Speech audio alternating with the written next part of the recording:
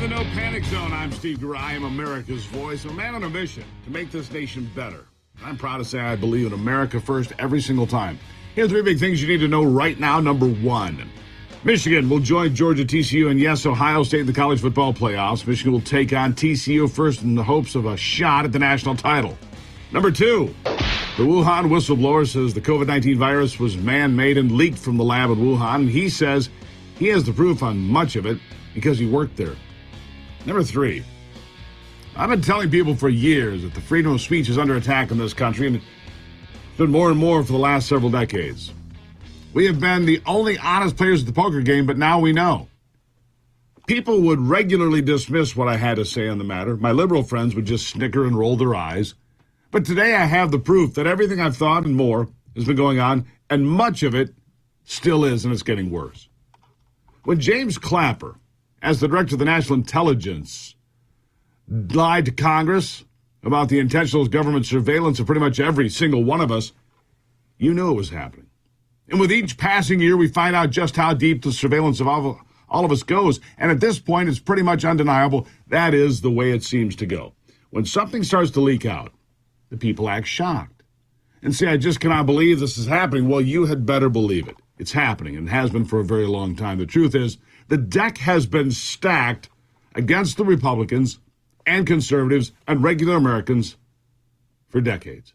But instead of the New York Times and the Washington Post holding sway and controlling the conversation, it's become far more high-tech. And big tech, led by social media companies, have been becoming more and more aggressive about silencing anyone, you and I, for example, who would dare dissent from the orthodoxy of progressive talking points. Yes, we've been playing a game where everything is rigged and almost nothing has been left to chance. Nothing is left to chance. We know because the richest man in the world, Elon Musk, who apparently doesn't feel that he is on a leash of Klaus Schwab or George Soros, had the audacity to buy Twitter for $44 billion and tear off the veneer. And then he dug deeper, found more and kept looking. Then on Friday, he gave the story to Substack writer Matt Taibbi to disseminate to the world, and we finally substantiated what millions of us pretty much already knew. Social media was in the tank for the Democrats and the progressive agenda worldwide for the globalists. But we also found out this rigged card game went much deeper. And the presidential campaign of Joe Biden was in touch, sometimes several times a day, to dictate which should be removed from the platform so that it would not be seen by millions of people. In fact, they didn't want many of those things to be seen by anyone. And when people would cry foul and object, they were quickly labeled as conspiracy theorists and nut jobs.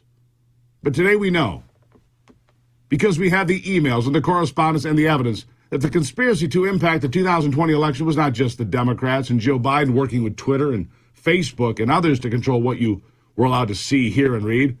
It was also the FBI and other agencies like the DNI of the United States government working diligently for one political party in an effort to beat the other. It all began to unravel in late 2020, not long before the presidential election. At the time, all interested parties thought they had committed the perfect crime to hide Hunter Biden's laptop and the information. But Elon Musk, getting a hold of the internal documents, has turned this cold case into a hot mess for the left. Miranda Devine, the lead writer on the Hunter Biden story for the New York Post, says the FBI, the Biden campaign, top-level Democrats, and others made damn sure the story would get silenced, and anyone promoting it would certainly get smeared. Listen to this. I've seen a sworn affidavit from Yoel Roth, the former head of Twitter's trust and safety. He was meeting every week before the election with FBI and other intelligence officials. They warned specifically of what they called a hack and leak operation, a dump of Russian disinformation. And Yoel Roth says that in those meetings, he was told there was a, quote, rumor that it was about Hunter Biden. So they seeded that information with the social media giants, the FBI did, and that ensured that within hours of our story going live on October 14, 2020, 3 weeks before the election, it was censored. Now, it was censored. And don't think for a second this ended at Twitter.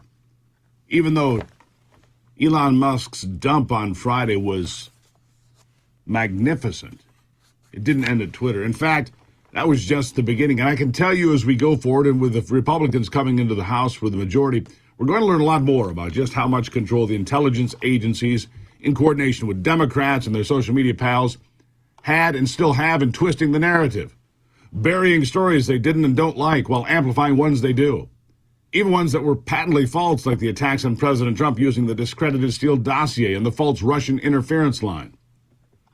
Now another whistleblower has stepped forward to reveal that the FBI was working weekly and then later daily with Facebook to control the narrative about Hunter Biden's laptop and a host of other stories. This comes from a deposition taken from an FBI supervisory special agent, Elvis Chan. Chan, according to his sworn testimony, was originally one of two agents that were assigned to warn Facebook of potential Russian interference in the 2020 race. And as he was involved, he watched as the FBI became even more involved in crafting the narrative in favor of Democrats, progressives, and socialists. Now, the revelations came from a lawsuit filed by Missouri and Louisiana against the Biden administration for censoring free speech under the guise of misinformation protection.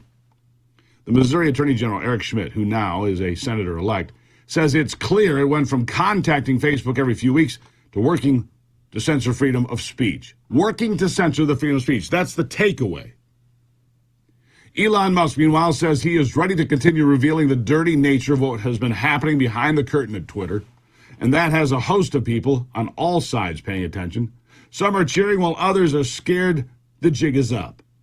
And that is why so many on the left are fighting so hard to put the Musk genie back in the bottle. Good luck with that. But it seems far too late for that. It seems once you know the deck is stacked, well, the whole game changes. In fact, some of the former Twitter staff now admit they did exactly what we have been accusing them of for years. But of course, they were doing it for good reasons. They're doing it for you. That's the claim. And honestly, should any of us be surprised at any of this at all? No. The warnings about the Biden administration, the agency of the federal government being actively involved in censorship of social media, have been right in front of us for a very long time. How do I know? Listen to this from Jen Psaki in July 2021. Here it is. Thanks, Jen. Can you talk a little bit more about this request for tech companies to be more aggressive in policing misinformation? Has the administration been in touch with any of these companies, and are there any actions that the federal government can take to ensure their cooperation? Because we've seen from the start there's not a lot of action on some of these platforms. Sure. Well, first, we are in regular touch with these social media platforms, and those engagements typically happen through members of our senior staff, but also members of our COVID-19 team. Given, as Dr. Murthy conveyed, this is a big issue of misinformation, specifically on the pandemic. In terms of actions, Alex, that we have taken, or we're working to take, I should say, from the federal government, we've increased disinformation research and tracking within the Surgeon General's office. We're flagging problematic posts for Facebook that spread disinformation. Disinformation, misinformation. We're watching it all the time, she says. And it's not just about COVID, my friends. It's been that way for a while. We've got a lot more to cover on this topic. I tip my hat to Elon Musk for letting light in. It is the best disinfectant. We'll be right back on the Steve Gruber Show. Welcome to it.